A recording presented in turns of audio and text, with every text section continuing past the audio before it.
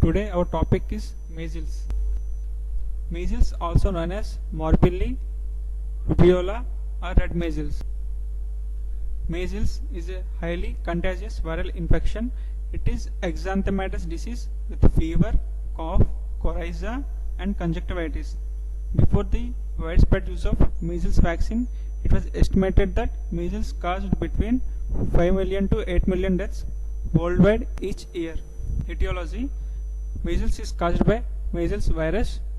Measles virus is a spherical single-stranded RNA virus with a diameter of 100 to 250 nanometers. The family of Paramyxoviridae, the genus is morbillivirus. Measles virus, although RNA viruses typically have high mutation rates, measles virus is considered to be an antigenically monotypic virus. Measles virus is killed by ultraviolet light and heat. Coming to epidemiology, measles virus is one of the most highly contagious directly transmitted pathogen. Outbreaks can occur in populations in which even less than 10% of persons are susceptible. Chains of transmission are common among household contacts, school age, and healthcare workers. There are no latent or persistent measles virus infections that results in prolonged contagious, nor are there animal reservoirs for the virus. Annual measles outbreaks typically occur in the late winter and early spring. Persons with measles are infectious for 3 to 5 days before the rash. It remains communicable up to 4 days after the appearance of rash, when levels of measles virus in blood and body fluid are highest. Who are at risk? Unvaccinated young children are at the highest risk of measles. Unvaccinated pregnant women are also at risk. Measles is still common in many developing countries, particularly in parts of Africa and Asia. Measles outbreaks can be particularly deadly in countries experiencing or recovering from natural disaster or conflict. Damage to health infrastructure and health services interrupts routine immunization and greatly increases the risk of infection. And also healthcare personnel. Pathogenesis. The measles is an airborne disease. The virus spreads easily through the coughs and sneezes. It may also be spread through contact with saliva or nasal secretion. Infection is initiated when measles virus is deposited on epithelial cells in the respiratory tract, oropharynx or conjunctiva. During the first 2 to 4 days after infection, measles virus proliferates locally in the respiratory mucosa and spreads to lymph nodes. Virus then enters to the bloodstream in the infected leukocytes, primarily monocytes, producing the primary viremia that disseminates infection throughout the reticuloendothelial system. Further replication results in secondary viremia that begins 5 to 7 days after infection and disseminates measles virus throughout the body. Coming to the clinical manifestations, main symptoms of measles include fever, dry cough, coryza, sore throat, inflamed eyes, tiny white spots with bluish white centers on a red background called Koplik spots, a skin rash, confluent maculopapular rash that often flow into one another. The disease has 4 phases: incubation period, prodromal period, exanthem period, convalescence period. Coming to incubation period, which is 8 to 10 days after exposure to the virus. During this period, patient has no symptoms. Prodromal period lasts for 2 to 4 days and is marked by fever, malaise, cough, coryza, conjunctivitis and pharyngitis. Koplik spots develop on the buccal mucosa during this phase 2 days before the rash appears. Koplik spots seen inside the mouth are pathognomic for measles but are temporary and therefore rarely seen.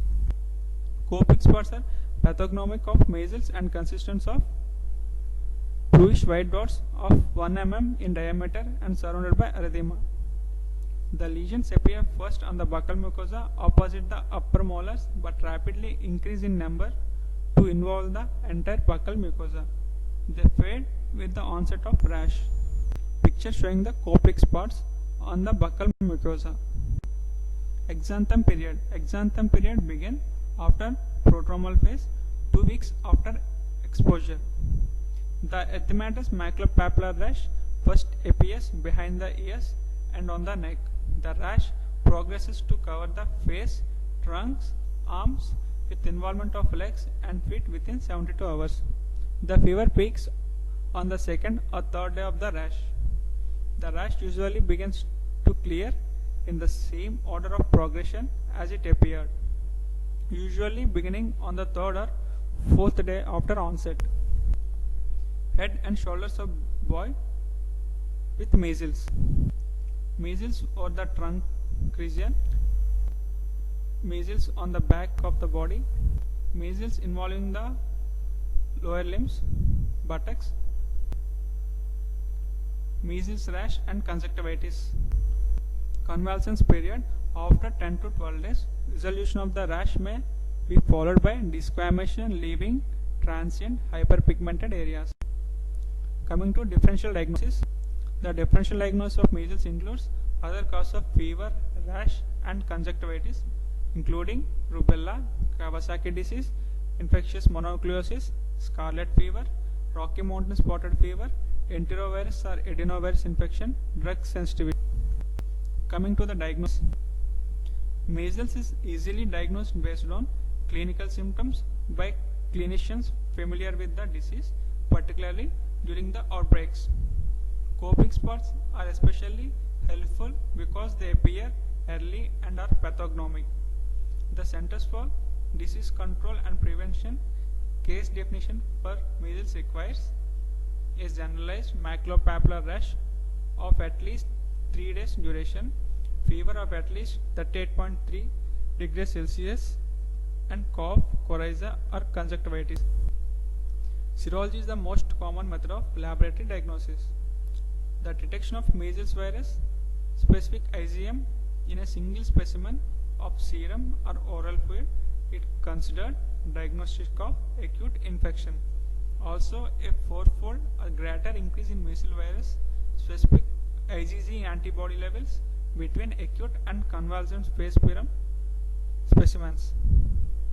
We should remember that measles virus specific IgM antibodies may not be detectable until 4 to 5 days or more after rash onset and usually fall to undetectable levels within 4 to 8 weeks of rash onset.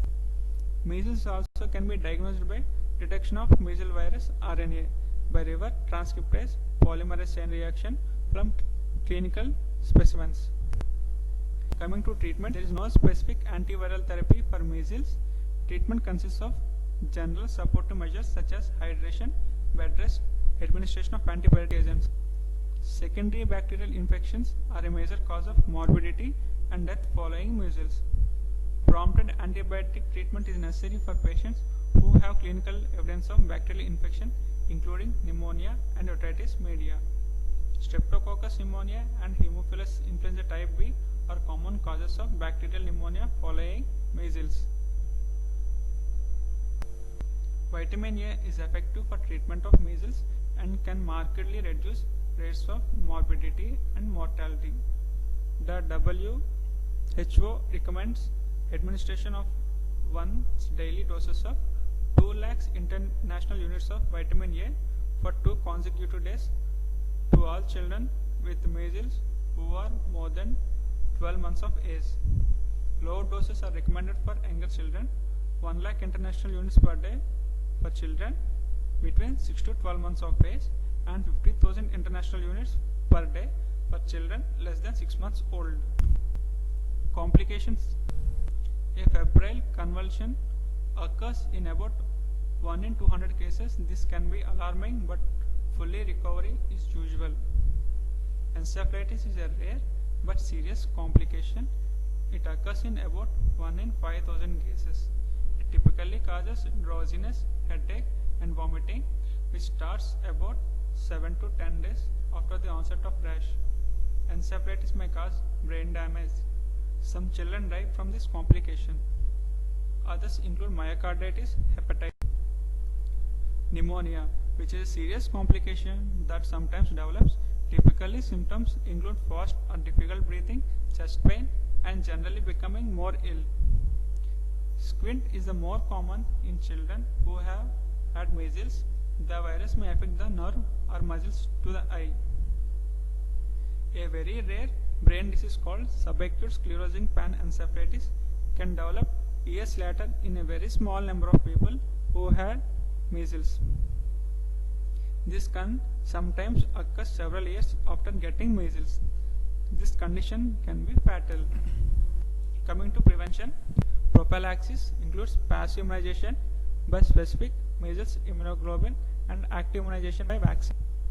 Passive immunization by specific measles immunoglobulin. Immunoglobulin given shortly after exposure can reduce the clinical course of measles. In immunocompetent persons, administration of immunoglobulin within 72 hours of exposure usually prevents measles infection. Administered up to 6 days after exposure, immunoglobulin will still prevent or modify the disease.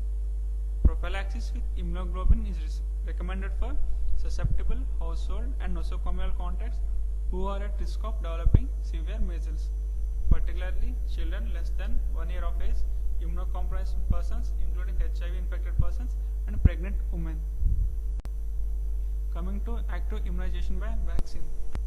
Maurice Hilleman developed the first successful vaccine who is an American microbiologist.